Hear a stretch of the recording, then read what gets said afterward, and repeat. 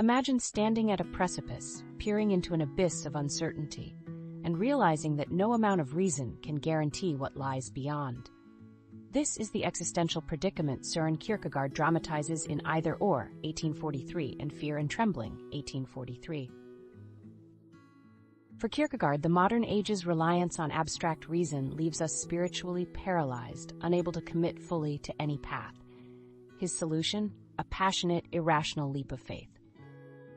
Kierkegaard sketches life as three successive spheres of existence. The aesthetic stage pursues pleasure and novelty, but collapses into boredom and despair. The ethical stage embraces duty and social norms, offering stability but often stifling individuality.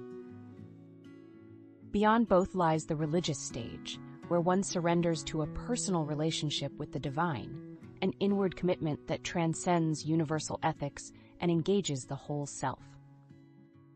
In Fear and Trembling, Kierkegaard retells the biblical story of Abraham's willingness to sacrifice his son Isaac.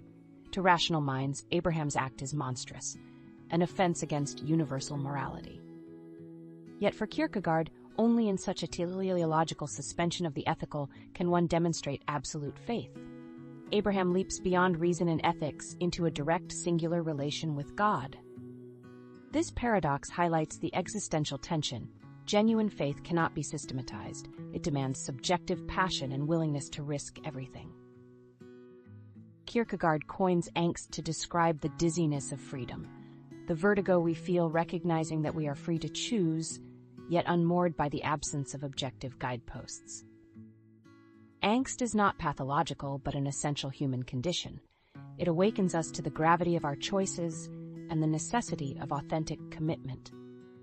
Kierkegaard's emphasis on subjective truth and his critique of pure rationalism alarmed Enlightenment devotees. If faith requires a leap beyond reason, then it cannot be justified by evidence or logic. Detractors accuse him of privileging blind faith over ethical consistency, risking fanaticism or moral relativism. Can one ever justify an act that contradicts universal moral norms, even for a transcendent cause? Kierkegaard's answer is that true religious life cannot be reduced to ethics or epistemology. It is a passionate encounter. Kierkegaard laid groundwork for existentialists like Jean-Paul Sartre and Albert Camus, who, though atheistic, embraced his focus on individual freedom and responsibility.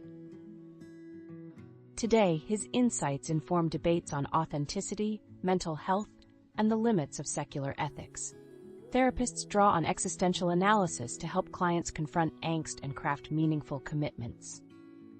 Writers and artists continue to explore the tension between reason's demands and the heart's yearnings.